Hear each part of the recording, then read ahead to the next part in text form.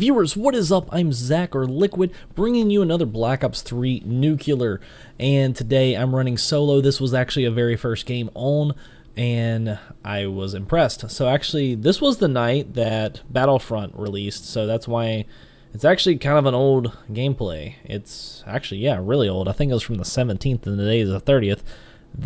Yeah, it kind of came out from the vault, but, you know, it was with the Man of War, so I have obviously gotten a little bit better since then, so don't judge. It was a slight bit campiness, considering I was still very new to getting a lot of nuclears. This was actually the second one of, I guess, my Black Ops 2 career, but, you know, I thought it was a good game, and I kind of wanted to share it. It's just, I kind of lost it, and I finally found it, and I kind of wanted to talk about it, so there we go. I am running this, of course, solo, so very first game, and it's solo. So therefore, I guess I can camp a little bit. I was just playing very smart. I did run support streaks for myself. I did have UAV, counter, and the hater. That is one of the best setups, obviously, if you're wanting to go for nuclear streaks. And that's my number one tip. If you're playing solo, support yourself. Don't rely on teammates.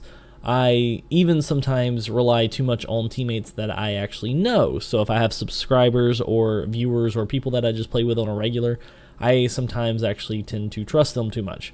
Either trust them in getting streaks or trust them, I guess, covering me.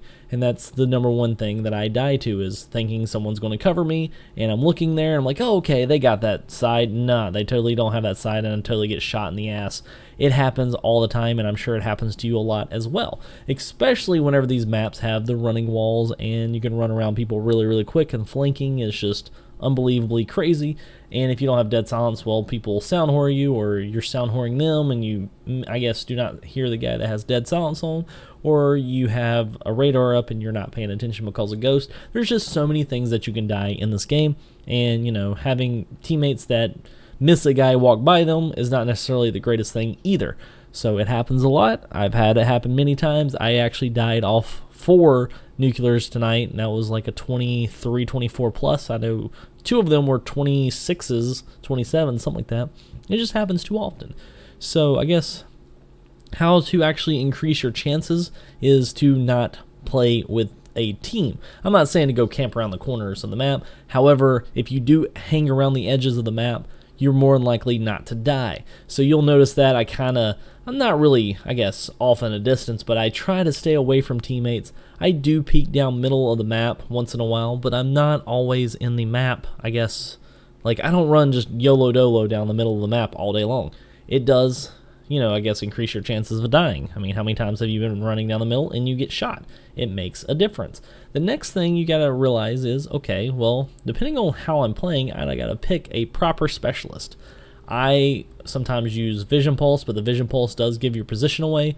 I then also like to run Annihilator because that's a one-hit kill. That's like, you know, a chance of 6 kills right there. It makes a huge difference. And then, of course, if you're using combat focused and the support streaks, you can also stack up your streaks. They're a little bit quicker, but you do have to be a little bit, I guess, more active in where you're at, because it doesn't last forever, and you need to be able to get some kills while you're using combat focus. So, you know, that's the big thing. You know, you got to pick your class, you got to pick your specialist, you got to pick how and what you're going to run around the map. Now, since this is Uplink, and they do have dedicated spawns, I have to kind of like watch where they spawn them, even still being in their spawn. I mean, you think, okay, hey, you know, I can sit here and spawn camp them, but since you're playing solo, you are having to run back and forth and make sure you do not get shot in the ass. It can happen quite a bit. Also, having wraps in the area can, you know, make people play a little differently, make them camp in corners, make them stand on cars, make them just do really weird things, and also sit together. So you just have to kind of pay attention to what your team's doing and make sure, you know, your team does not get you killed, because it can happen quite frequently. And I just try not to die. That's my number one. I know it's like the number one douchiest thing whenever someone asks you, hey, how do you get nuclears? Don't die.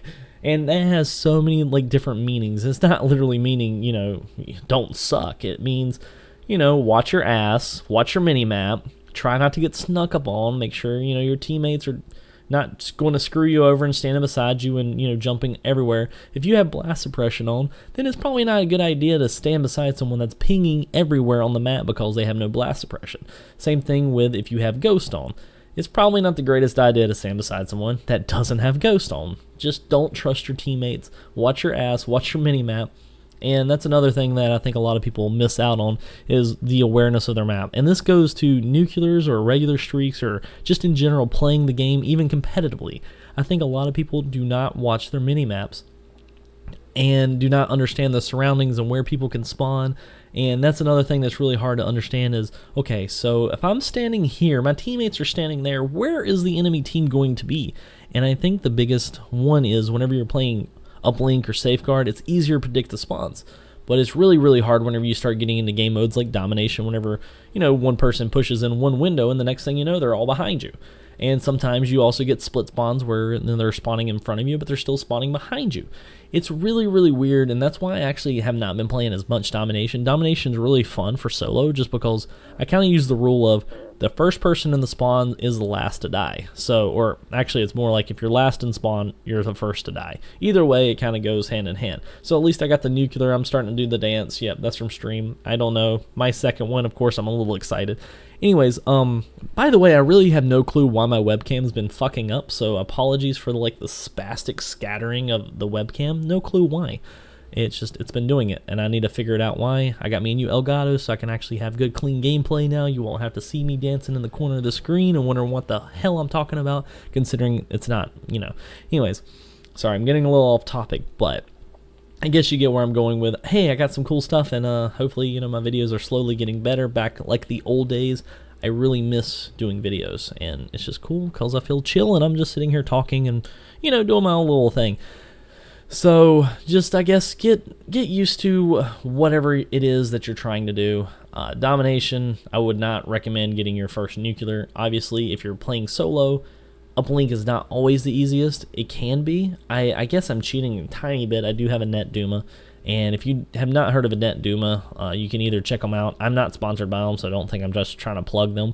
However, you can check that out and what they do. It kind of helps you get better connections, which means this game is very connection-based, so it's not skill-based matchmaking. At the same time, it will stick you against good people if the connection's solid, or people your own skill level, I guess. So that also comes in. That's why you find a lot of teams, and it's just one of those things, it definitely helps. And if y'all want me to go over that a little bit more, I can make a Net Duma video, but, there's a few of them out there. But if you want to, just let me know in the chat, and I'll definitely throw them out there and see what I can do. Anyways, guys, for the most part, nuclear, I guess, watch your mini-maps, pick a gun, pick a class, pick a specialist, and play smart, hanging around the edge of the maps. Another thing that a lot of people do not do is they do not watch other streamers or YouTubers or anything. The more you watch people move and how they move, it actually will help you a lot in how you're actually going to play, and it makes a huge difference in your own actual ability to learn and get better. So anyways, guys, if you have questions, comments, or any other cool things, leave them in the chat. If you like this video and you want more freaking awesome tip videos or just anything Black Ops 3, make sure you subscribe. I'm going to start doing, hopefully, again, every day have an upload. But anyways, guys, until next time, I'm Liquid, and I'm out.